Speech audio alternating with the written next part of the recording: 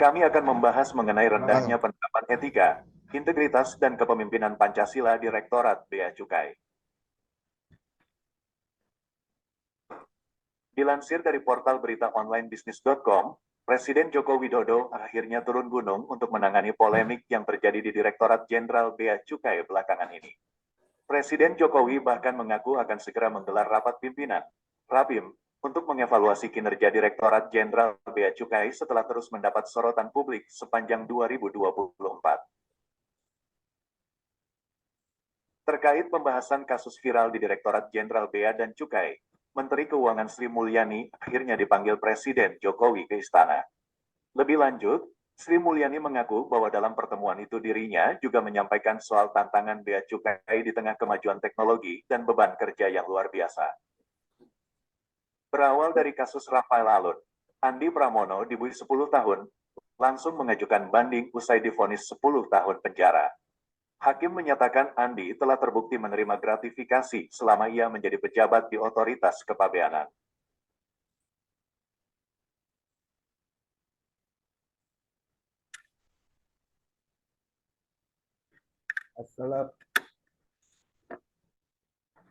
Assalamualaikum warahmatullahi wabarakatuh. Waalaikumsalam warahmatullahi. Itulah tadi beberapa cuplikan artikel yang saat ini sedang viral di tengah-tengah masyarakat kita, baik di media sosial maupun nasional, mengenai kondisi yang memprihatinkan yang saat ini terjadi di Rektorat Jenderal Bea dan Cukai. Sebelumnya saya Eri Farula Martawinata selaku moderator pada hari ini mengucapkan terima kasih kepada yang pertama Bapak Mahendra Karim Brawijaya, terima kasih Bapak. Yang kedua Bapak Nafis Yulia Permana, terima kasih. Yang ketiga Ibu Rika Amelia, dan yang keempat Ibu Aima Betty Audia. Terima kasih Bapak Ibu sudah dapat hadir pada podcast Solusi untuk Negeri yang kali ini akan membahas masalah yang ada di Direktorat Jenderal Bea dan Cukai dengan tema rendahnya penerapan etika, integritas, dan kepemimpinan Pancasila di Rektorat Jenderal Bea dan Cukai. Adapun tujuan pembahasan ini diharapkan ke depan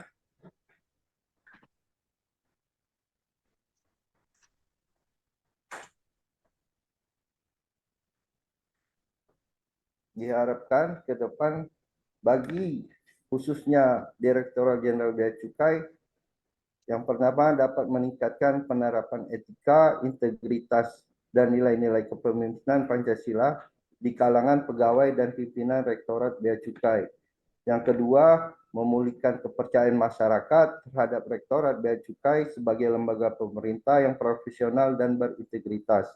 Yang ketiga, menciptakan lingkungan kerja yang kondusif bagi terwujudnya tata kelola pemerintahan yang baik, bersih, transparan di Rektorat Bea Cukai, serta mewujudkan visi dan misi Rektorat Bea Cukai dalam mendukung pembangunan nasional dan menjaga kedaulatan negara melalui pengelolaan kepabeanan dan cukai yang profesional dan berintegritas.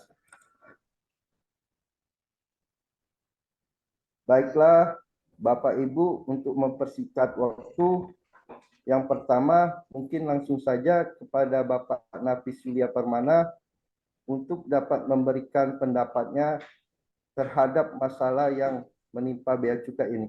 Silakan, Pak.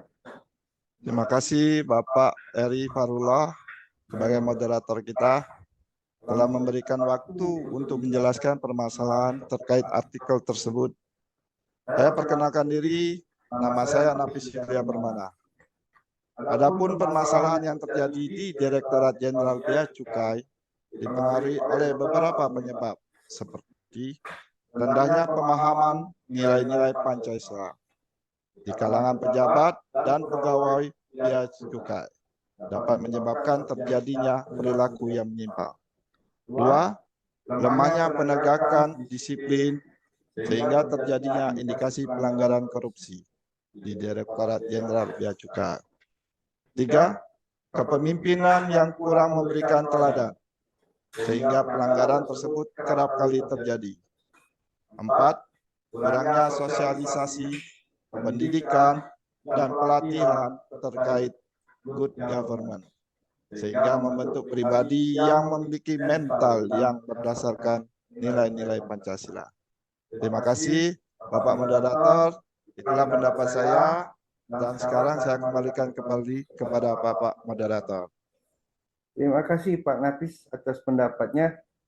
Selanjutnya mungkin kepada Ibu Rika Amelia untuk dapat memberikan pendapat ataupun menganalisa apa sih yang menyebabkan masalah ini bisa terjadi. Silakan Bu. Baik, terima kasih Pak Moderator, Pak Eri. Saya Rika Amelia dari Dinas SDM Provinsi Sumatera Selatan. Setelah melihat dari paparan dari artikel yang ditampilkan tadi, jadi saya melihat kasus ini sangat booming sekali. Maka pendapat saya tentang kasus ini harusnya memperkuat sistem pengawasan yang tegas untuk pelanggaran etika dan integritas, yaitu harusnya memperkuat sistem pengawasan. Mengapa ini terjadi? Yaitu dengan membangun sistem pengawasan internal yang kuat. Itu pertama, Pak. Yang kedua, meningkatkan peran pengawas internal eksternal. Terus memperkuat peran media massa. Nah, tadi penting diingat upaya untuk memperkuat sistem pengawasan dan akuntabilitas serta menerapkan reward dan punishment yang tegas harus dilakukan secara konsisten dan berkelanjutan. Yang kedua, perlu adanya komitmen yang kuat dari semua pihak, termasuk pimpinan ASN. ASN itu sendiri dan masyarakat juga terlibat untuk mewujudkan sistem yang bersih dan berintegritas. Terus membangun budaya anti korupsi dan berintegritas harus menjadi prioritas utama dalam organisasi. Maka saya simpulkan Pak Eria sebagai moderator, dari case ini harusnya kita memperkuat sistem pengawasan dan akuntabilitas serta menerapkan reward dan punishment. Harus itu. Yang tegas terkait pelanggaran etika dan integritas merupakan langkah penting dalam mewujudkan dan meningkatkan kualitas pelayanan publik dan memperkuat ketahanan nasional. Dengan melakukan strategi tersebut diharapkan ASN yang terlibat dapat bekerja secara profesional, akuntabilitas, dan berintegritas sehingga terwujud pelayanan publik yang berkualitas di Indonesia, sehingga tercapailah Indonesia yang maju dan sejahtera. Mungkin itu pendapat dari saya, Pak Moderator, Pak Eri. Terima kasih. Terima kasih Ibu Rika, sangat komprehensif sekali kayak ini pendapatnya nih. Mungkin selanjutnya kepada Bapak Mahendra Karim Brawijaya, kira-kira apa sih dampak yang dapat ditimbulkan dari masalah yang terjadi di Bea Cukai ini? Silakan Bapak. Terima kasih Pak atas kesempatan yang telah diberikan. Jadi menyingkapi rendahnya penerapan etika serta integritas kepemimpinan di Direktorat Bea dan Cukai ini, kalau saya melihatnya Pak dari kacamata saya adalah yang harus kita tanamkan dulu adalah etika. Etika pelayanan, transparansi, kolaboratif, dan inovatif. Jadi terkait dengan ini, setiap pegawai yang di Direktorat Bea dan Cukai, baik maupun kita harus mempunyai jiwa satu kejujuran, loyalitas, jiwa korsa, inisiatif, dan korektif.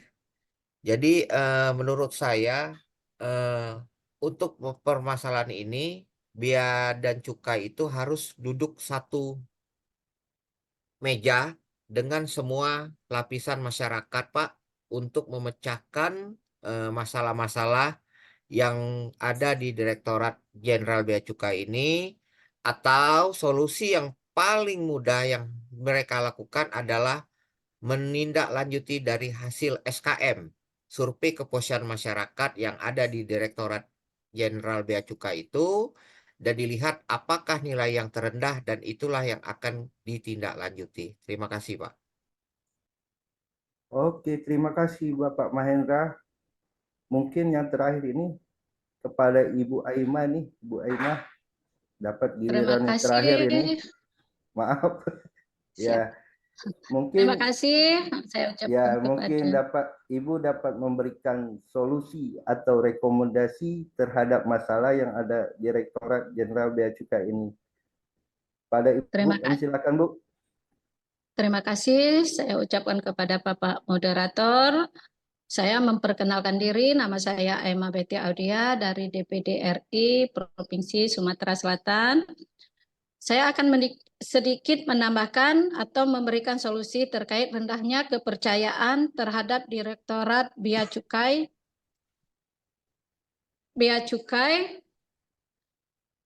Upaya yang diperlukan upaya komprehensif dan berkesinambungan dan meningkatkan sosialisasi pendidikan nilai-nilai Pancasila kepada seluruh pegawai yang berada di lembaga bea cukai, memperkuat sistem kepengawasan dan akuntabilitas, serta memperlakukan reward dan punishment hukuman yang tegas terkait pelanggaran etika dan integritas, memprioritaskan keteladanan dan komitmen pimpinan, serta membangun budaya organisasi yang kondusif, meningkatkan kerjasama dengan lembaga internal seperti KPK dan Ombudsman, serta memperlakukan reformasi birokrasi dan penegakan hukum yang konsisten di lembaga bea cukai tersebut. Demikian sedikit solusi dari saya. Terima kasih kepada moderator. Saya kembalikan. Terima kasih Bu Aima atas solusi yang sudah disampaikan. Kepada Bapak Ibu sekalian, terima kasih atas pendapat yang sudah disampaikan tadi. Mudah-mudahan dapat bermanfaat khususnya bagi Direktorat Jenderal Bea Cukai ke depannya. Baiklah Bapak Ibu sekalian, berhubung waktu jua yang tidak memungkinkan, tapi sebelumnya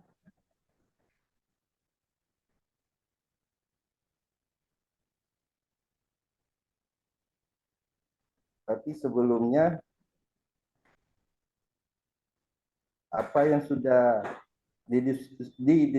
didiskusikan tadi dapat saya simpulkan bahwa rendahnya penerapan etika, integritas dan kepemimpinan Pancasila di lingkungan Rektorat Bea Cukai merupakan permasalahan yang cukup serius dan perlu mendapat perhatian khusus.